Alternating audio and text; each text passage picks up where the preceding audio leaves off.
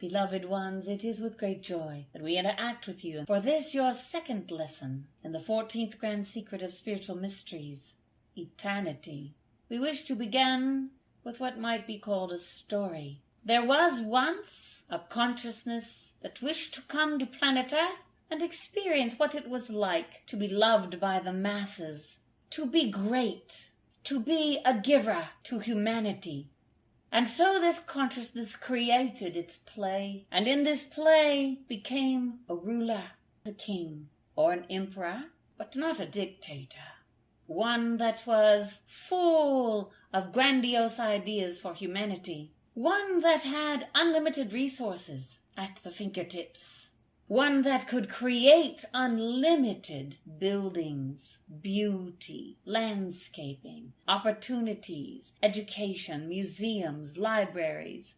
One that could imagine what the greatest gift to humanity might be if humanity were living to achieve its own greatness and to build into life that experience. So this ruler, and you may think of it as king or even queen, it matters not, had offspring, and the offspring were raised in the most royal of fashions. The offspring were raised with no needs left unfulfilled, with no teachings left ungiven.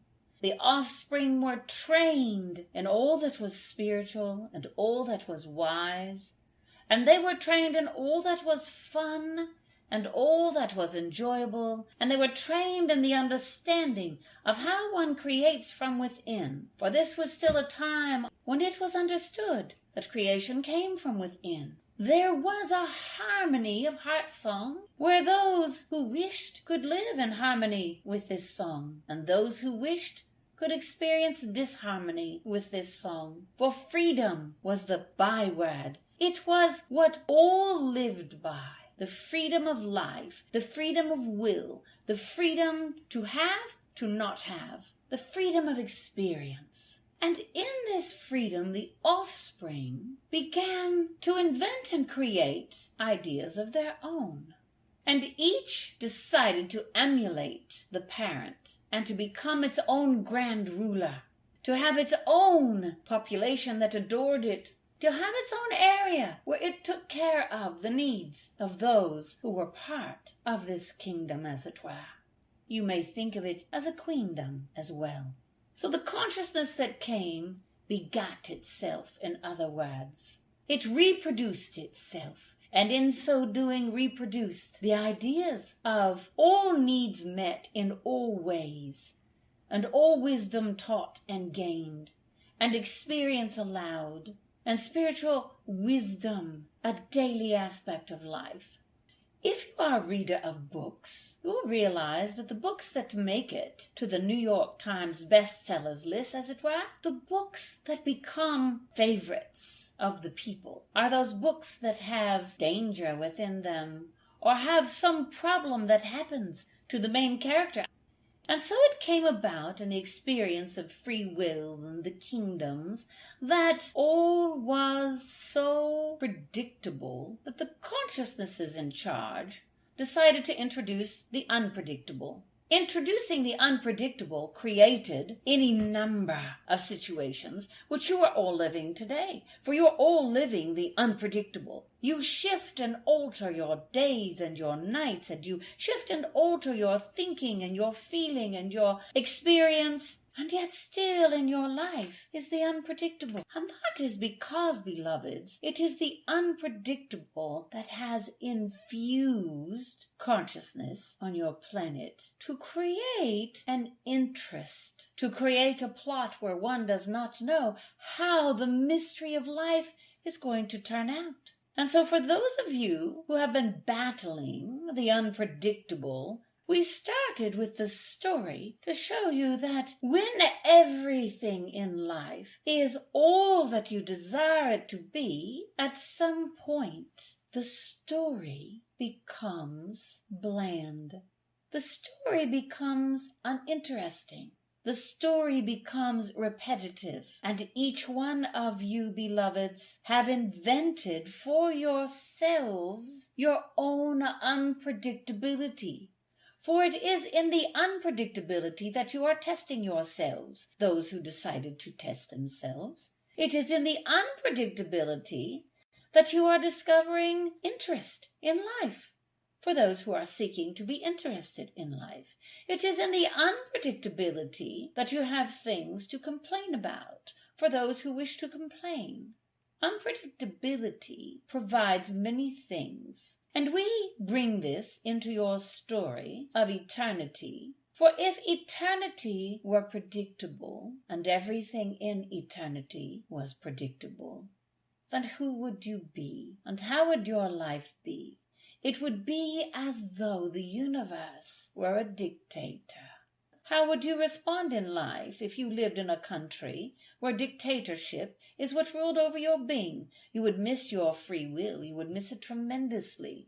So you are the dictator of your own life. However, woven into your life, each one of you is the unpredictable.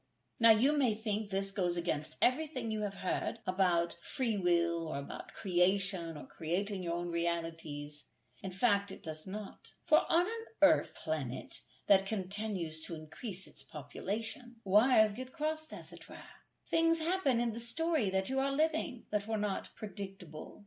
Part of that comes because there is an aspect in your being that gives permission for eternity to have unpredictability.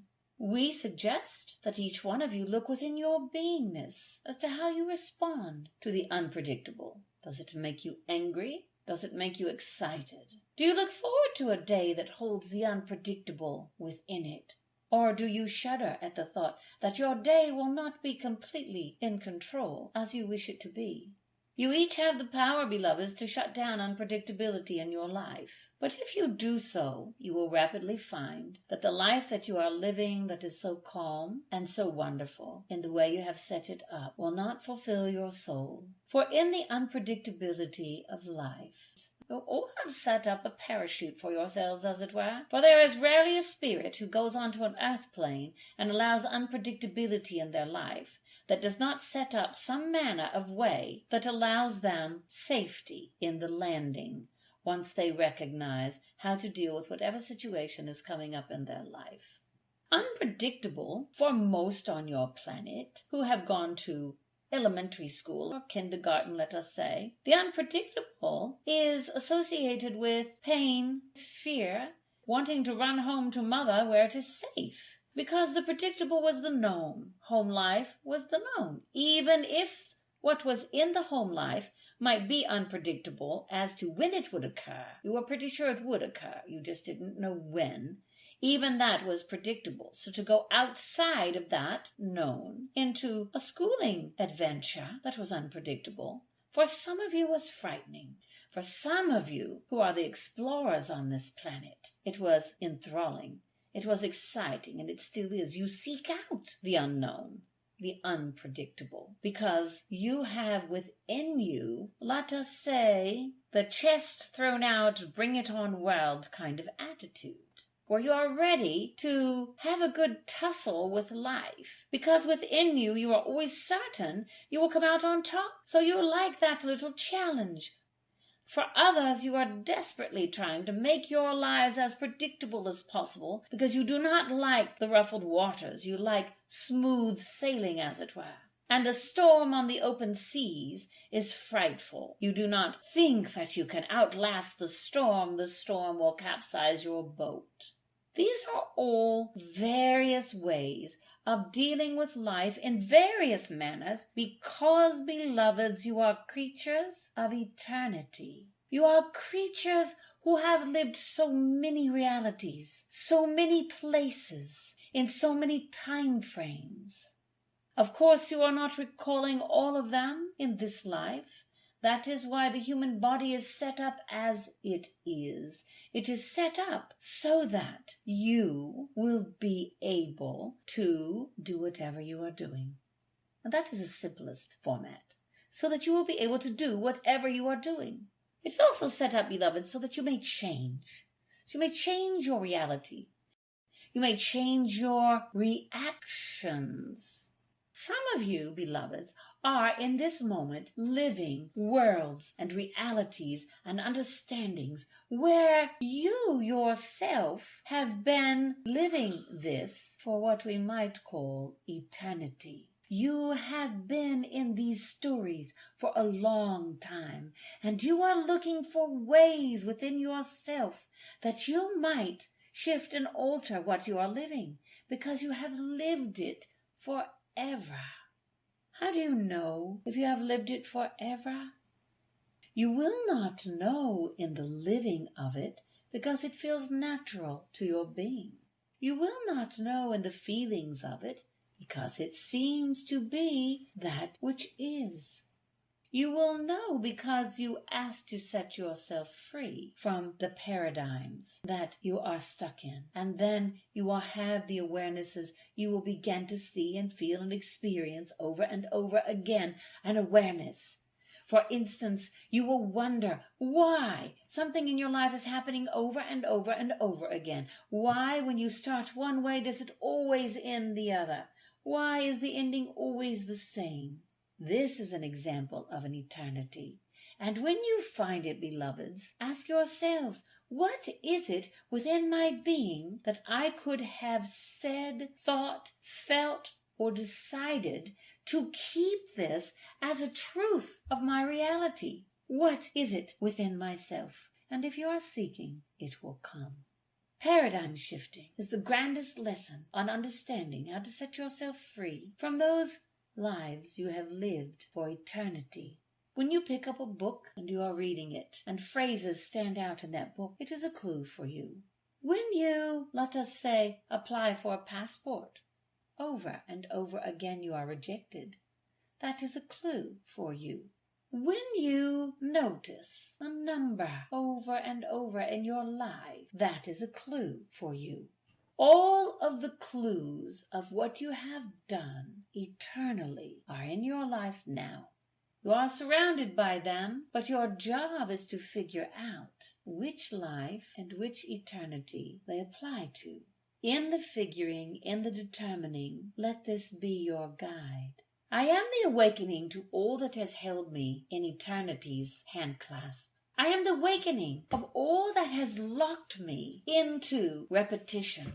I am the understanding and the recognition of that which I repeat over and over in my heart, in my mind, in my thinking, in my thoughts, and my actions. And I am the awareness of this repetition. If you will allow yourself to think in terms of largeness, paradigms, you will begin to see all of the interactions with those in your life that you are interacting with. For instance, what do you think a father should be like? What do you think a mother should be like? What do you think a stepchild should be like? What do you think an aunt or an uncle should be like? Where would that have come from?